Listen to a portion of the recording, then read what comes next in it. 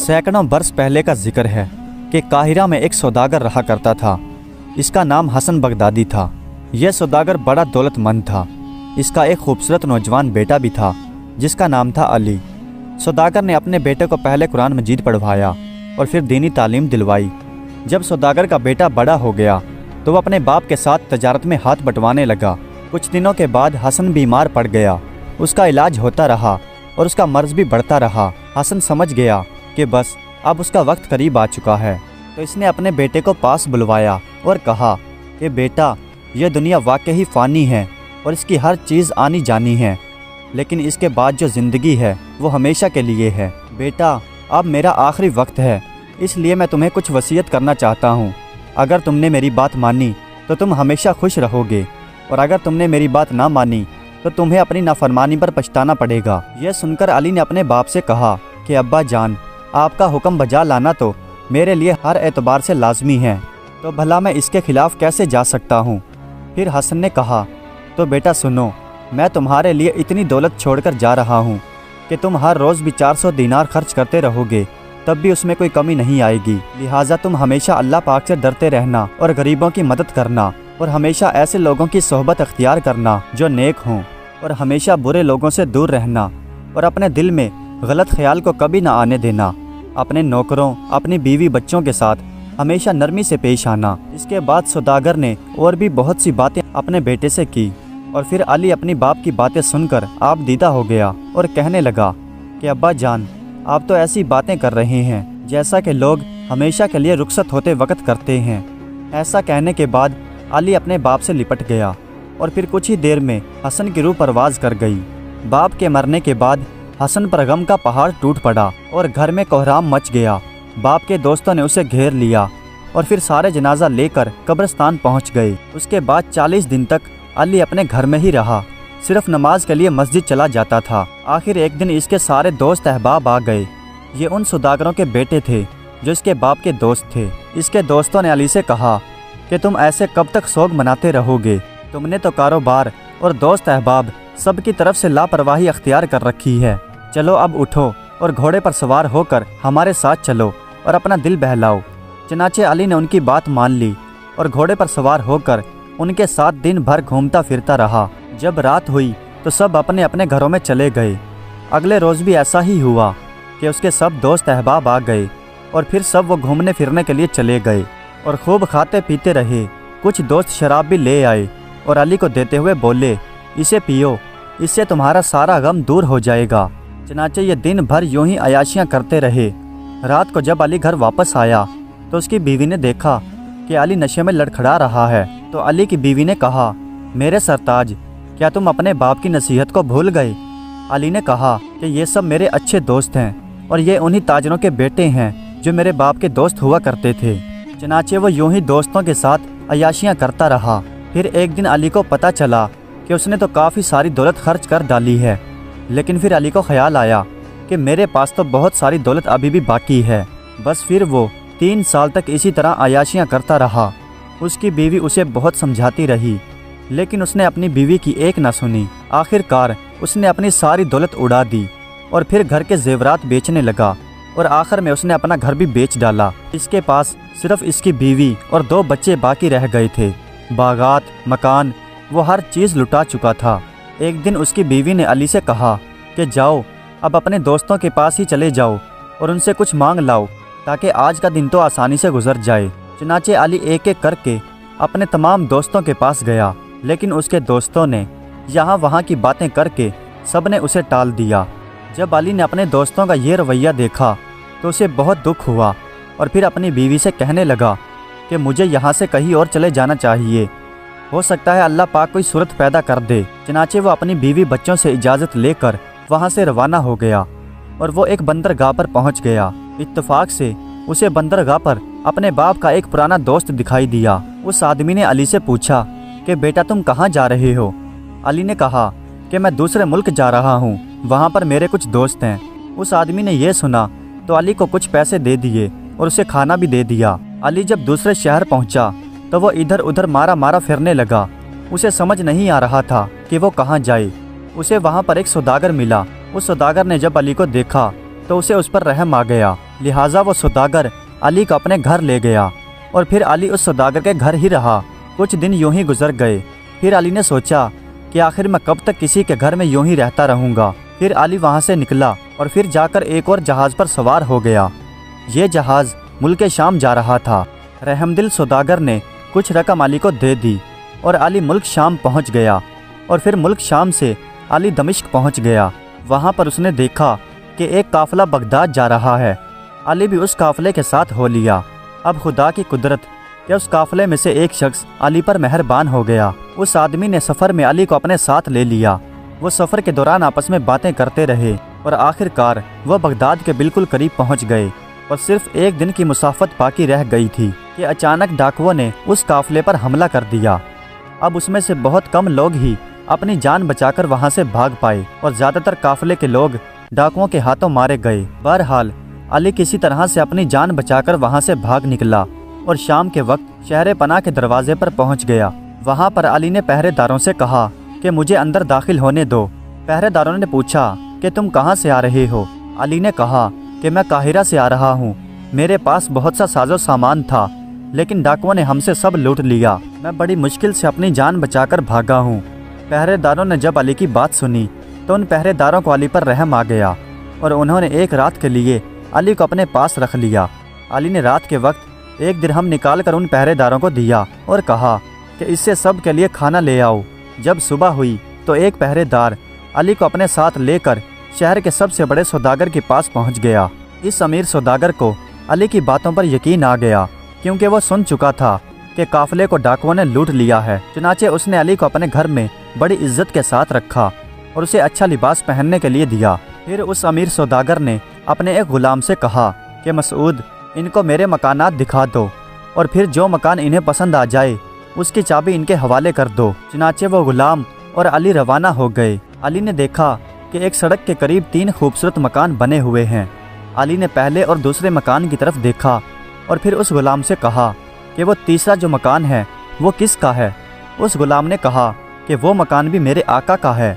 अली ने उस गुलाम से कहा कि इस मकान को खोलो। यह सुनकर गुलाम घबरा गया और कहने लगा, नहीं नहीं, ऐसा मत कीजिए, आप इस मकान के अंदर मत जाइए। ये मकान बड़ा खतरनाक और पुरअसरार है। जो शख्स भी इस मकान में रात गुजारता है तो वो मुर्दा पाया जाता है और हम लोग उसकी लाश निकालने के लिए भी दरवाज़ा नहीं खोलते।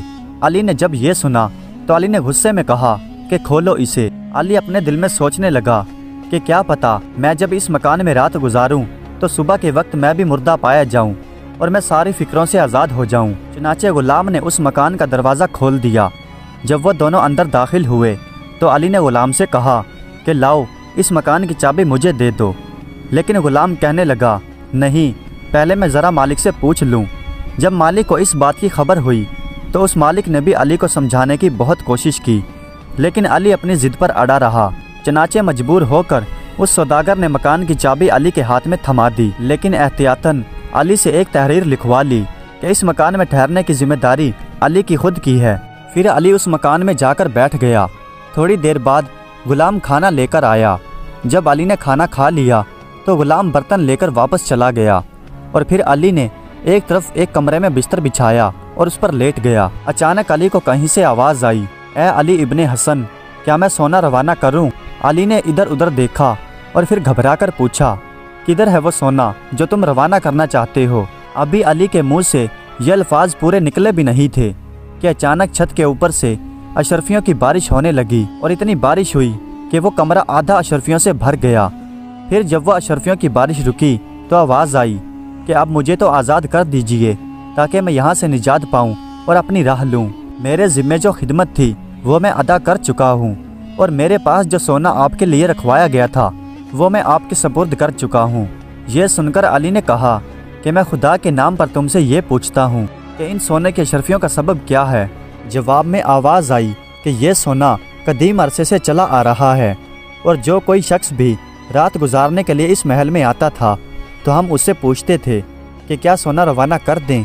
वो हमारी आवाज़ सुनकर घबरा जाता था और इधर उधर देखकर वो भागने लगता था। बस इसीलिए हम उसकी गर्दन दबा देते थे, लेकिन आपने हमारी बात का फ़ौरन जवाब दिया और हमसे पूछा कि सोना कहाँ है। इसीलिए हम समझ गए کہ آپ ہی اس کے اصل حقدار ہیں اور ہم نے سونا بھیج دیا ہے، اور اس کے علاوہ بھی یمن میں ایک اور خزانہ آپ کے لیے رکھا ہے، آپ جا کر اسے بھی حاصل کر لیجئے اور اب مجھے بھی آزاد کر دیجئے تاکہ میں اپنی راہ لوں۔ علی نے یہ سنا تو علی کہنے لگا، میں تمہیں اس وقت تک آزاد نہیں کروں گا جب تک کہ تم مجھے وہ خزانہ بھی لا کر نہ دے دو۔ آواز نے جواب دیا کہ اگر میں وہ خزانہ یہاں لے آؤں تو کیا آپ مجھے آزاد کر دیں گے؟ علی نے کہا کہ ہاں، میں تمہیں آزاد کر دوں گا۔ پھر اس آواز نے کہا کہ آپ قسم اٹھائیے کہ آپ مجھے آزاد کر دیں گے۔ لہٰذا علی نے قسم اٹھائی۔ آواز دینے والا اب جانے ہی والا تھا کہ علی نے کہا کہ مجھے تم سے ایک اور کام ہے کہ قاہرہ میں میری بیوی اور میرے 2 بچے ہیں، تم انہیں بھی آرام سے یہاں میرے پاس لے آؤ۔ یہ سن کر آواز دینے والا بولا کہ ٹھیک ہے، ہم آپ کی بیوی اور دونوں بچوں کو لے آئیں گے اور ان کے ساتھ بہت سارے نوکروں کو بھی لے آئیں گے اور یمن کا خزانہ بھی لے آئیں گے۔ اتنا کہنے کے بعد وہ آواز دینے والا علی سے 3 دن کے لیے رخصت ہو گیا، کیونکہ یہ تینوں کام 3 دن میں ہی انجام دیے جا سکتے تھے۔ جب صبح کی روشنی نمودار ہوئی تو علی اٹھ کر ان سونے کی اشرفیوں کو ٹھکانے لگانے کے لیے جگہ تلاش کرنے لگا۔ علی کی نظر دیوار کے قریب ایک سل پر پڑی۔ اس سل پر ایک دستہ بھی تھا۔ جب علی نے اس دستے کو گھمایا تو آہستہ آہستہ وہ سل گھومنے لگی اور ایک دروازہ سا دکھائی دینے لگا، اور اس دروازے کے قریب بہت سارے مضبوط کپڑے کے تھیلے رکھے ہوئے تھے۔ چنانچہ اس نے ان تھیلوں کو اٹھا لیا اور ان میں اشرفیوں کو بھرنے لگا۔ جب تمام تھیلے اشرفیوں سے بھر گئے تو اس نے ان تھیلوں کو اٹھا کر اسی کمرے میں رکھ دیا اور پھر دستے کو گھما دیا اور دستہ واپس اپنی جگہ پر چلا گیا۔ اس کے بعد علی ایک کمرے میں رکھی گئی کرسی پر جا کر بیٹھ گیا۔ اچانک علی کو ایک آہٹ سنائی دی۔ علی نے اٹھ کر دروازہ کھولا تو دیکھا سامنے مالک مکان کا نوکر کھڑا ہے۔ جب اس نوکر نے علی کو صحیح سلامت دیکھا اور زندہ دیکھا تو وہ دوڑتا ہوا اپنے مالک کے پاس گیا اور کہنے لگا کہ آقا، وہ آدمی تو زندہ ہے اور صحیح سلامت ہے۔ جب سوداگر نے یہ سنا تو وہ بہت خوش ہوا اور علی کے لیے کھانا لے کر محل کی طرف روانہ ہو گیا۔ جب وہ کھانا لے کر محل میں پہنچا تو علی کو دیکھ کر پھر مسکرایا اور بولا، کہو سب ٹھیک تو ہے نا؟ علی نے کہا، جی بالکل، سب کچھ ٹھیک ہے۔ میں قرآن کی چند آیات پڑھ کر لیٹ گیا اور صبح تک سوتا رہا۔ یہ سن کر سوداگر بولا کہ اللہ پاک بڑا کارساز ہے۔ اس کے بعد سوداگر وہاں سے چلا گیا اور چند نوکروں کو اس محل کی صفائی کے لیے بھیج دیا۔ جب دن نکلا تو لوگوں نے یہ بات سنی تو وہ بھی تحفے تحائف لے کر علی کو ملنے کے لیے آن پہنچے اور علی سے پوچھا کہ آپ کا اور باقی سامان کب تک آ جائے گا؟ علی نے کہا کہ 3 دنوں تک۔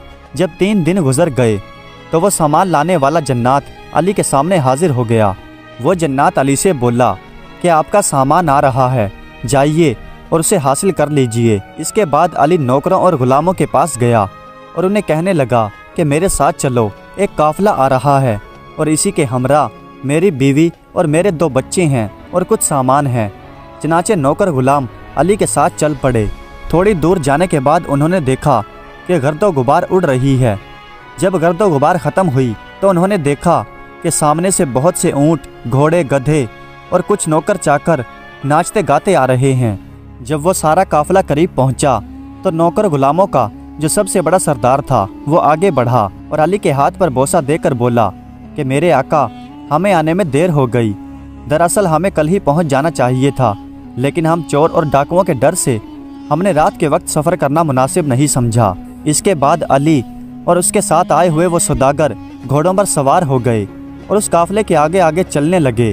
جب ان سوداگروں نے علی کے اتنے سارے نوکر اور اتنے بڑے قافلے کے ساتھ اتنا سارا ساز و سامان دیکھا تو وہ حیران ہو گئے اور وہ آپس میں باتیں کرتے ہوئے کہنے لگے کہ واقعی ہی اتنا سارا قیمتی ساز و سامان تو بغداد کے بادشاہ کے پاس بھی نہیں ہوگا۔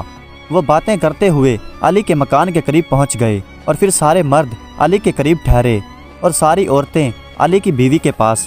علی جس سوداگر کے مکان میں ٹھہرا ہوا تھا اس سوداگر نے علی سے کہا کہ آپ اپنے غلاموں اور گدھوں گھوڑوں کو میرے دوسرے مکان میں بھیج دیجئے تاکہ وہ وہاں پر آرام کر سکیں۔